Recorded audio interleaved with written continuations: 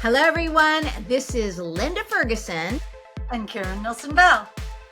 and welcome to another edition of Platinum Prime Podcast for Life, which is your show where Karen and I share our tips and tricks and life hacks that we personally use to live a Platinum Prime life.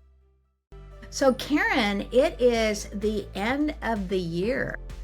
It is. It's amazing. How did it get here? That's exactly right. So, what we're going to be talking about today is getting ready to have an amazing year next year.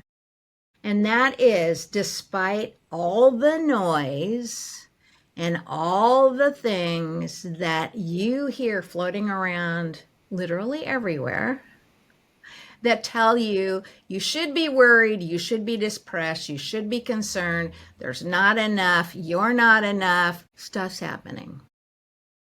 You've got to prevail through all of that because the impact that you make on the world is meaningful. And it starts with you, and it starts with setting yourself up for an amazing year. So, that's what we're here for today. We are going to be talking about how to set goals for the new year and how to prioritize them so that you're not totally overwhelmed by the goals that you set for yourself and a lot of other people set for themselves too, which, the old saying is, yeah, you make your goals on the 1st of January, and by the end of the month, more than half of them are already blown.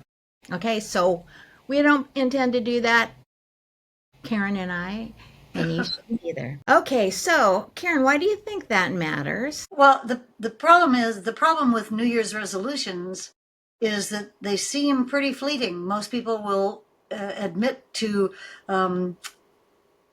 going against their own resolutions within a day or a week or a month or 2 or 3 months, and they seem like they're almost impossible to keep. And I think one thing that has served me well is to keep track of it. And I think one does well to evaluate the year that passed before you set up for the next year, because you could look and say, well, I did better this year on this. There's an old phrase, healthy, wealthy, happy, and wise. Healthy, wealthy, happy, and wise. That pretty much does cover it. Healthy, we need to be. Wise, wealthy, we need to be. Happy, we need to be. And we need to have all our marbles and be wise and kind. And so maybe take stock. The first step would be to take stock of what you did in the year. And I had an amazing year this year, finally, that I can tick off things that have been on my New Year's resolutions since I was a teenager. And one of them was to get my weight under control. And that seems to be a common thing because so many Americans are struggling with their body shape and size.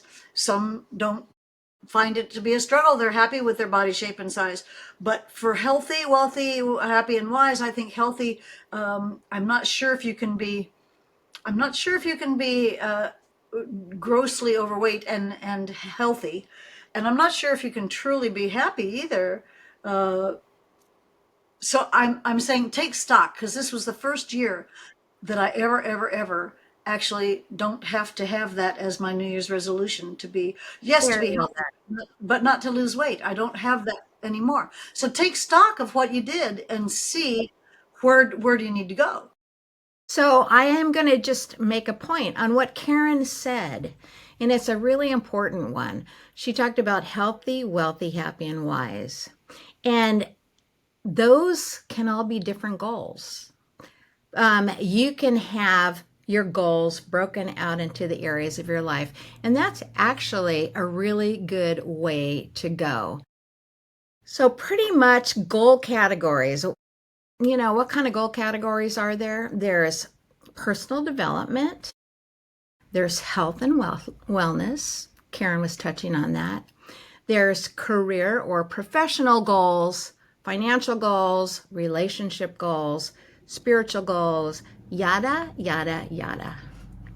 We, of course, have created a guide for you so that you can take a look at your goals. But I want to mention one thing here because it's something that people almost never talk about. And that is, what if you totally sucked this year? What if you hit like none of your goals, everything went south, it was really horrible, and you beat yourself up pretty thoroughly because you missed every freaking one of your goals? How about that? What do you do? And what I'm going to say, this is my own view, but what I'm going to say, and then we're going to get Karen's input on it. But the wonderful thing about ending off at a point and beginning anew is the word anew, meaning what happened yesterday, you should definitely evaluate. If you got a good result, then look at what caused that result and do more of it. And if the result wasn't what you wanted, take a look and see if you can figure out where it went south and decide to correct that. But beginning of the year, we're going to give you a clean bill of health, a clean slate, your ability to set new goals, and then what you personally need to prioritize on those goals so that you don't have a repeat of missing your goals from last year. All right, Karen, what do you think of that? Well, I think that's a brilliant, and it is. Now that I think about it, what I do, I have a written thing, and it definitely has a bunch of sections to it. Uh, all the sections that you mentioned, and then when you mentioned yada, I yada yada, I don't have a yada section because I have a miscellaneous section. I guess that's a yada yada. But anyway, yeah, I think that's the best way to go about it. And people will give me goals. They'll tell me, you know, like, well, you need to have a boyfriend or a husband. And I'm like, well, that's funny because I have not. It's been 20 years since 21 years since I had one, and I have not put that on my goals for the new year. And I don't know why. So you do have to go in sections. But when you said relationships, that relationships does include that, and relationships could include uh, being going being in contact with your personal relationships, your friends, and your business associates more frequently. As a writer, I'm a bit solitary. I was talking with a friend of mine yesterday. She's also a widow and she's a bit lonely right now. And and we evaluated she's never actually ever been alone and not accustomed to it. I, on the other hand, as a writer and a composer, I'm alone a lot. I have to be. I can't. Well, maybe I could try to write in the middle of a party, but it doesn't seem like that would happen. You know, you get together with friends, you're not going to sit and say, "Excuse me, I need to write something down here." Maybe some people do. I will tell you, I did play piano for Paul Anka for 2 years, and he's a terrific songwriter. There's one thing I gotta say is he's one terrific songwriter, and he wrote having. Do you remember a song called "Having Your Baby"? I'm a woman in a love and it's doing to me, and he wrote that in the middle of my birthday party. I had just Well, joined. I turned 25, and we were at Harrah's Lake Tahoe, and he was in the penthouse and had a piano in the living room of the penthouse suite at the top of Harrah's, and he sat down and composed "Having Your Baby" in the middle of my birthday party. oh my So gosh. it can be done, but just not by me and not by mere mortals, not by normal people. I'm gonna Well, suck. let's actually bring up. So I brought up missing your goals, right? Missing your goals from Yeah, last yeah. year. And then how do you A new. prioritize things? Yeah, starting So anew.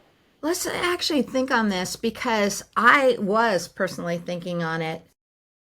Where I am, my stage of life, everything depends on energy, and my energy, my ability to sleep well is pretty fragile. It's always been a problem, but I've always actually been able to kind of wing it or, run on short sleep. But as I've gotten older, it's tougher and tougher to go without sleep 4 days at a time. And it isn't that I go without sleep, but I might have ridiculous like 3 hours or 4 hours or something. And it may be that I'm doing that for 3 or 4 days and then trying to take a nap and it doesn't work. When that thing happens to me, whatever my goals were for the day, whatever my targets were for the week, just go south. It's just like, Yeah. right? Do I back off on setting those targets because I'm like, well, I just don't know. Maybe I can do it or not.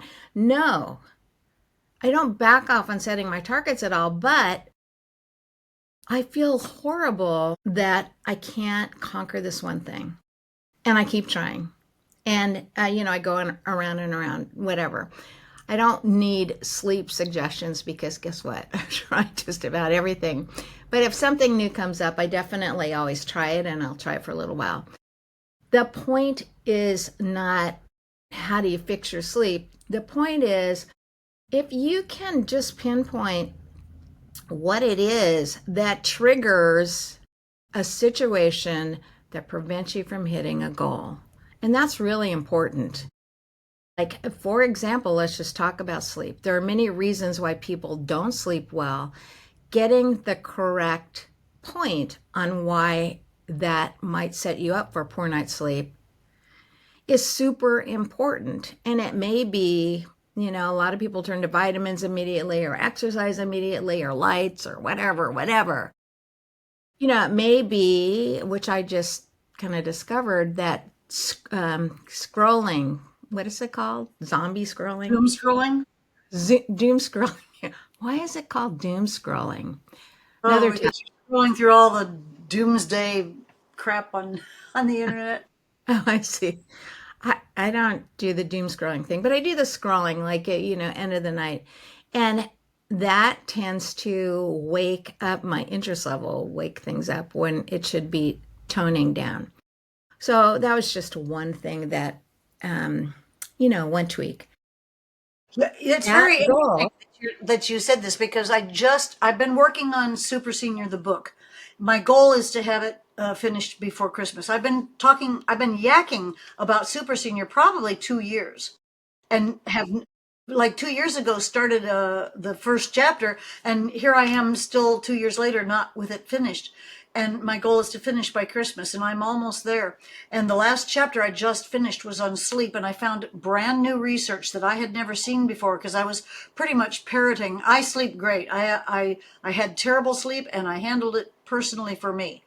So I'm like possessed of some new data, and it's in that chapter. And so I'm going to maybe send you a chapter to read and see if there's anything new there for you. Because if there's something new that you haven't thought of before, well, good. That would be great. Well, that's what I'm hoping to do. And everything is so personal. Everything that you're doing, everything. If somebody wants to stop smoking, there's a million ways that people will tell you how to stop smoking. I never smoked, so I don't know, but it must be one of the hardest things in the world to quit smoking because they make them purposefully addictive, right? And I've heard that quitting smoking was harder than quitting heroin. I don't know if that's true or not, but I've seen that espoused.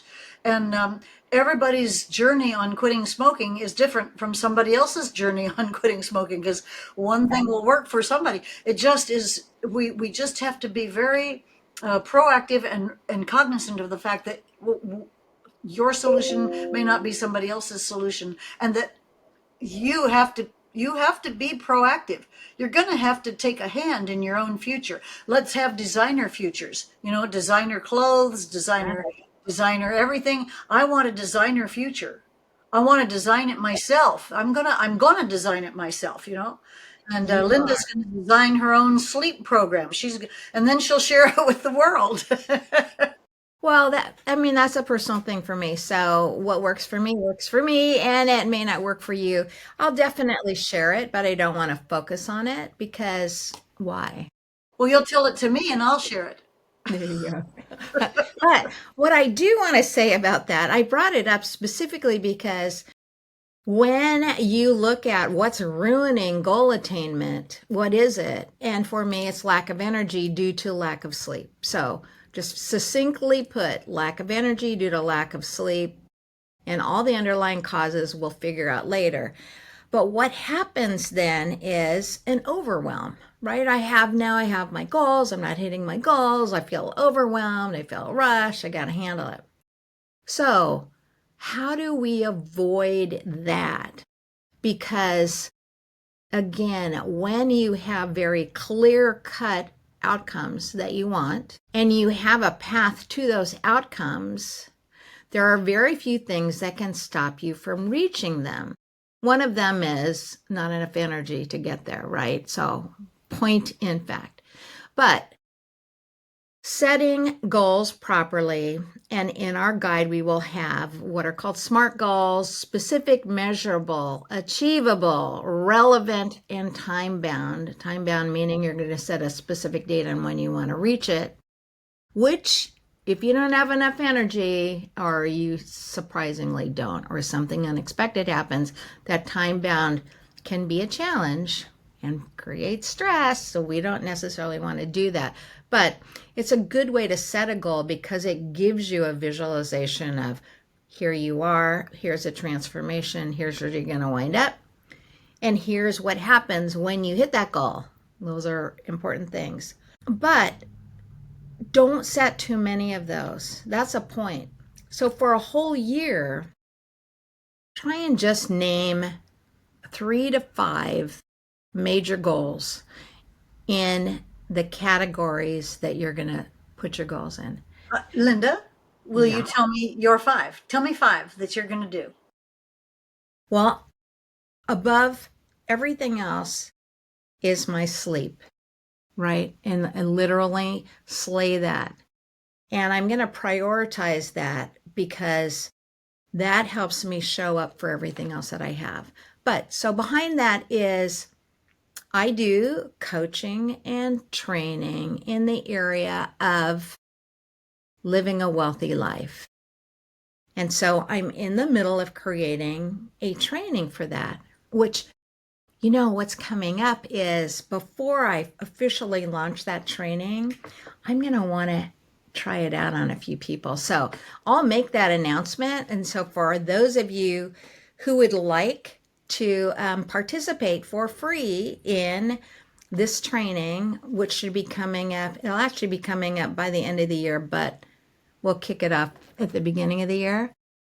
Let me know. Just send a message, DM, the word Linda's training, and I will add you to my program. Okay? Anyway, so I have a training coming up, and then I have some financial goals.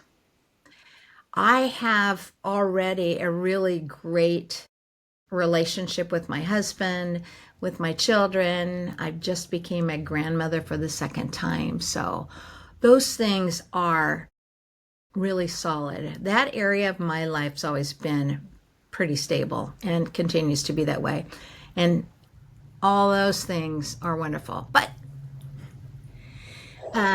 beyond that, I have a larger circle of friends that are all getting older.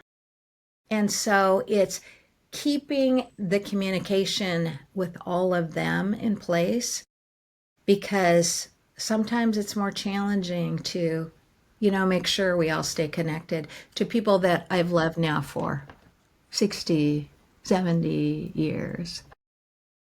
So that's really important. And then I have some spiritual goals.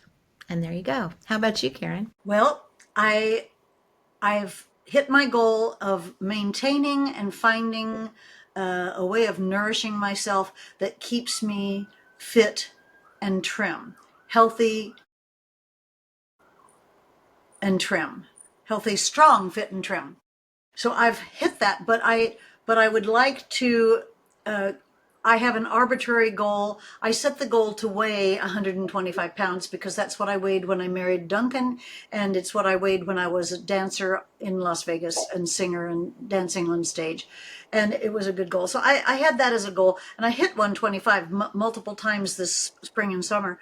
But my body kept saying, no, we want to be 135. We don't want to be 125. So I've been in this like 7 to 9 pound range. I want to make commitment to having a small range instead of like the rest of my life. It's always been 100-pound range, going up and down and up and down. I'm okay to go up and down 5, and I want to make my range be 125 to 129. So that's kind of a silly hangover from my weight loss goals. So I want to stabilize, and I am stable, but I want to stabilize where I want it to be. So that's just an arbitrary. It's very arbitrary. I want to do that, and I have about 10 fitness goals because yes, I lost the weight, but I wasn't fit at all. And I'm getting more and more fit every single day. Today I could, I'm doing what's called a dead hang. Some people don't like that phrase, but I just hang from a bar, and that's really good for you. And you'll be surprised when you try it for the first time that you can only hang for 10 seconds. I only could hang for 10, I couldn't hang for 15 seconds. And now I'm hanging for 45 seconds. My goal is to hang for a minute because that's a sign of strength. So I have about 10 fitness goals that I want to hit. Then my biggest goals, I want to get super senior out to the world, because I think me communicating broadly and having contact with instead of hundreds of people, having contact with tens of thousands of people that I can help. I would like to expand how I help and how I do that, and I want to I want to always expand my financial stability so that always goes up, because I want it to always, like what part of my mantra that I say to myself that is that I have ever rising graphs. Ever rising graphs. It's always going up, So financially, I want to see it always going up, and I want to see it go up maybe a lot more this year, because I have some things that I'd like to do, and I find that being wealthy has been being wealthy is an effective way to live. Very good. I agree with all of your goals, and I think they're all definitely achievable by you. And I think mine are too. I think so. I Oh, think I don't think we've set unrealistic expectations. no, no, not at all. I mean, I tend to. So, to just sort of recap what we talked about, setting goals for the new year is a great way to start with a clean slate. Forgive yourself for anything you didn't quite hit last year. If you have done your last year overview or year in review and identified those things that are obviously things that if you change them, it would make it easier for you to hit your goals, and include that in your this year's goals, that would be great. Again, in my case, it's prioritizing sleep and energy and discovering the underlying causes, which there are probably multiple for why that's not being hit right now. And then getting those things wrapped up. Sometimes that can go really fast. So you have that good foundation to really achieve. And then prioritize these goals so that you're just focusing on 3 to 5 that you want to hit by the end of the year. Don't overwhelm yourself. As the year goes on, regular check-ins to see how you're doing. So don't just write them and leave them and never look at them till the end of next year, and discover that you should have done a few other things to hit your Be on goals. the whiteboard, should be on the refrigerator, on the mirror, wherever.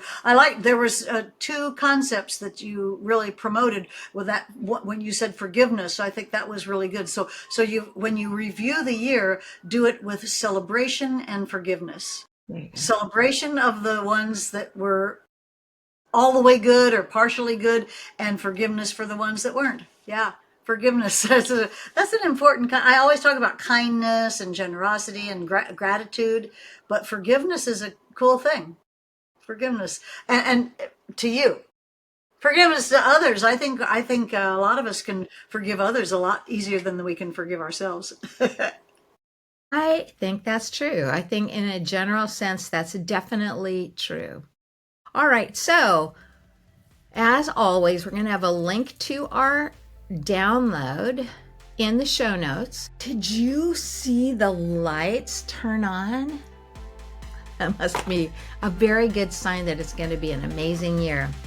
And the next time we talk to you, it will be a new year. So until then, enjoy the holiday season.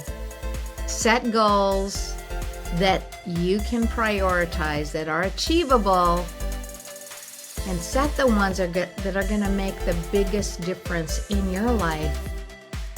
And as a result, the life that you share with others, including the world. And with that, I'm signing off. And Karen's signing off too. Goodbye, Yeah, everyone. bye, everybody. Okay.